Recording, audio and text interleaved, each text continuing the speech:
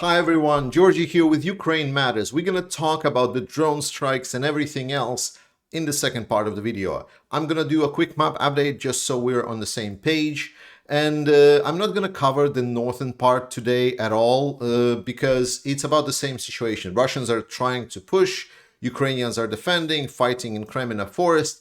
Literally watch my previous overview and it's going to be word for word exactly the same things. Now, that doesn't mean that the fighting is not intense or both sides are not trying. It means that none of the sides have any significant advantage to overcome the other one. Until further developments, that's the situation over there. Let's talk about Bakhmut. So first things first, something that I addressed already on my community post, and I just want to address it specifically on the video as well.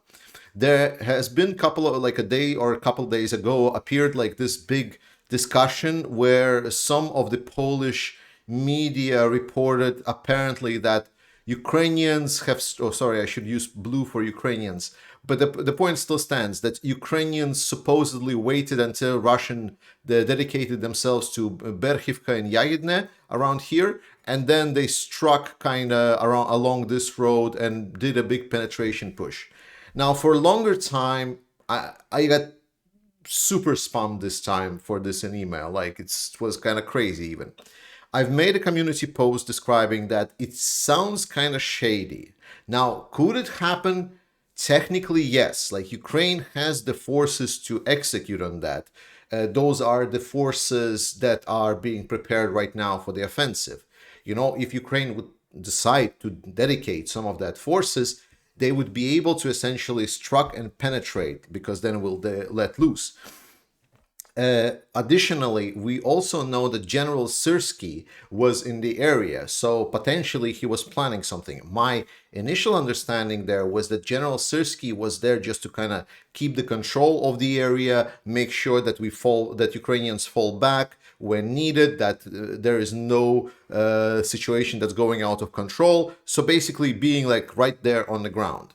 And that's why it was like, well, maybe it was a counteroffensive that General Syrski was planning. That's why I said, maybe it's potentially possible. And I put like big, very unconfirmed. I think next day in the morning for me, there was one message from one of the trusted sources. Now, he didn't explain that he did not confirm that anything like this happened, but he did say that A, Ukrainians did some counterattacking, and B, the situation in the Bakhmut at that moment was improving a bit. Now, it didn't confirm that this happened, but I said, okay, so we got one confirmation that something took place. However, as more time of day for me and for Ukrainians have passed, we also got new updates about the situation on the ground, and at the end it turned out to be a complete hoax. So it's totally fine. Sometimes we get these kind of messages, but please be aware that this never happened. There hasn't been like a major counterattack in Ukraine and so on. About the situation here on the north that Russians are advancing through, and they're still continue advancing. So this salient right here. What happened is basically the people on the ground are reporting and saying that that Russians try to essentially substitute the Wagnerites for because Wagnerites are running kind of low and they're having a huge attrition because they're the advancing forces. And Russians are trying to essentially maybe save some kind of that storming infantry, like assault infantry. So they try to substitute it for mobilized together with some of the VDV troops from Russia. And a lot of basically Ukrainians are reporting that these guys do not really have the motivation or the dedication to go forward and die. And basically, because of their indecisiveness, Ukrainians were able to strike them a little bit with drones and some of their attacks, like with some of the tank assaults, and then push them a little bit back.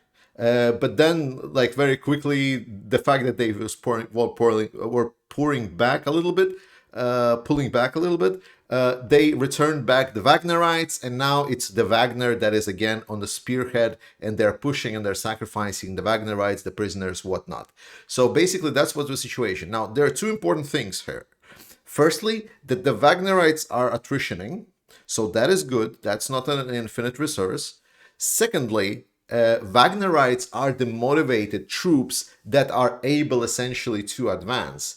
That means only one thing, that once the Wagnerites are done, then Russians will have troubles advancing forward. Okay, now that we covered like this, the situation in Bakhmut is very dire. It's like no joke, really bad. Now Russians are pretty much almost breathing the neck of the road through Chromove, and this is basically the situation. And important here is to we hear a lot of people assuming that they know better. We hear a lot of people that, for example, say, oh, there were so many mistakes that Ukrainian command did, or that consider that they know best what's the situation on the ground. And I want to say one certain thing: shut the fuck up, for everyone, because I want to quote the Jaga Jaga guy. I hope we all have respect for the Jaga Jaga guy, right? The Robert Magyar. And Robert Magyar says very, very accurate things. He says that everyone is clearly understanding that if Ukrainians just leave Bakhmut, right, and they won't fight for Bakhmut here, right, despite maybe the situation looking dire, but this is still a fortress to be able to fight. And basically he's saying that if we just leave, then right now they're bombing Bakhmut with the planes and everything. If they say, okay, we're going to fall back to the Chasiv Yar line, well, then they're going to move the artillery and everything else, and then Chasiv Yar is going to be turned to dust. So it's basically a privilege by right now. So we need to understand that Ukrainian command, Ukrainian army are so confident and knowledgeable, and that even people on the ground there, they say, yes, situation is really hard, but we do not want to see what happens right now to Bakhmut to happen to other city in Donbass. That is the motivation. So whenever people say, oh, Ukrainians should fall back or whatnot, you're not there. You're not on the ground. And more importantly, again, what Robert Magyar says, that the local command is aware of the information that is not available publicly. So you should just make sure that the command knows everything and they are in charge. They will fall back when they will see that the situation is really becoming uncontrollable or is collapsing. Ukrainian command is there. They know what they're doing. The soldiers are behind it. And that's what we need to know. Whenever I say trust in the armed forces in Ukraine, and everyone, a lot of the people that are on the front lines are saying trust in the armed forces of Ukraine, this is what they mean. It is very easy to trust in armed forces of Ukraine when Ukraine is on the attacking side and they're just, taking one Russian position after another.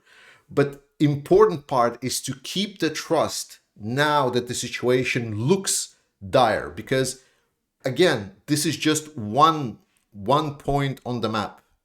1 point. It's, how do I put it? In a year's time, Ukrainian army, Ukrainian military, with their dedication, they were able to turn supposedly second world best army into an army that they can barely advance in their major attack when they have massive forces supposedly accumulated on the 140-kilometer line, 40-kilometer front line on the whole 1,000-kilometer-ish line along the whole battlefield. That reduction of, in a year, we're invading the country from 7-8 different sides to now we're advancing 400 meters per day on a 40-kilometer short lines, front line. That just tells you just how complete dog shit the Russian army has become, that they are completely incapable. And then obviously we again hear people talking about, well, there is actually like a whole attack is coming again, that Russia is completely like preparing to again attack. They amassed 700 planes on the front, or not the front, but the border with Ukraine. They've amassed the 400,000 Russian troops and so on and so on, and they're gonna attack again Ukraine and overtake. That is not what's happening. Like, people misunderstand a lot of the things. Firstly, the 400 troops, they're already in Ukraine. They are already fighting. The attack that we're talking about, it's already here. That is what's happening. For example, in Bakhmut, as I said, like, I thought Bakhmut will not be defended this long. I thought that the Bakhmut will fall 4 or 5 weeks ago. Yet they're still keeping the Bakhmut as a fortress, still operational, and they're still destroying quite a lot of Russians there. So Bakhmut is doing its job still. But then about the planes, the 700 amassed planes were there all along. Like, the number didn't change. Russia had the same number of planes for the whole time. They have problem that they cannot fly it just in Ukraine. They know that if they just start flying them in Ukraine, that they will just start being shut down. Russia is using plane only where it's not being punished for, because they know that they will get shut down. For example, in Bakhmut, right now it's very hard to control airspace. That's why aviation is working in Bakhmut. So hear me out. And most important, about 2 months ago, I said that command is now by the General Gerasimov, by the Russian army. And I told you that Gerasimov is a guy who invented the hybrid warfare scenario. And whenever you are saying is like, oh, whoa, what about this big Russian offensive? Or whenever you're saying, oh, what about these 700 planes? Or what about anything else, like nuclear, whatever, like any kind of BS that goes out of the, like, Russia, the second world military is barely advancing on a 40-kilometer front line. Anything beyond that is pretty much, I almost can guarantee you, is a complete hoax and just hybrid warfare at its best. So be very careful with the information that you follow through, what kind of news it's feeding, especially when the news are either how good the Russian army is or how bad the Ukrainians are. So I'm very sorry for this huge tangent that my month update deviated so much. But this is an important thing to understand about Bakhmut. Bakhmut is controlled by the people on the ground. They know what's happening there. They know it is hard. They know it. But they know that Bakhmut is doing its job at killing Russians. And they know that if they just fall back to some other lines, that it's going to turn some other city in Donbass into dust. Ukraine have the forces. They are gathering the second army for the counterattack. They are preparing their forces. Again, I said last time that the sources on the ground are literally saying that these 20 brigades are being prepared. And then I get a comment that's like, well, I don't think you're right. Well, okay, sure. So trust in armed forces of Ukraine. This is, I want you to hammer really hard. It is very tough. And I told you, like, even in January, there's going to be very, very tough time ahead. And that's the tough time right now. So trust in armed forces of Ukraine. And we're going to keep you informed on the rest. Wow, that map update really took the wild turn and took forever to discuss. So before I continue, please hit the like, share, and subscribe buttons, guys, because that's how YouTube works. That's how we make sure that this video gets more views. And especially now that I said that the propaganda and the hybrid warfare in full blown, we get all of these talking heads that are spouting nonsense. So let's get the right information out there. Big thanks. So because today it took a little bit longer time in the map update, I will release a video tomorrow covering more of these talking questions. But the first news are obviously the drone strikes. Ukrainians have hit a lot of targets in Russia, and they've hit, most importantly, where it hurts. The biggest thing was, I think, the oil refinery in Krasnodarsky Krai in Tuapse. And these drones have been shot down all across Russia. So I think that these are the drones that Ukroboronprom has promised for a while now. They are supposedly up to 1,000 kilometers.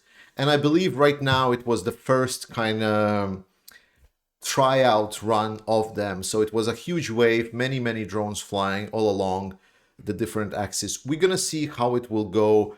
but definitely bad news for the Russians, because while anti-air are working one way, it's just a matter of time until Ukraine starts finding out holes in the Russian defense. Now we go into the weakness of Russia. Before we would say that the strength of Russia is that it's this big.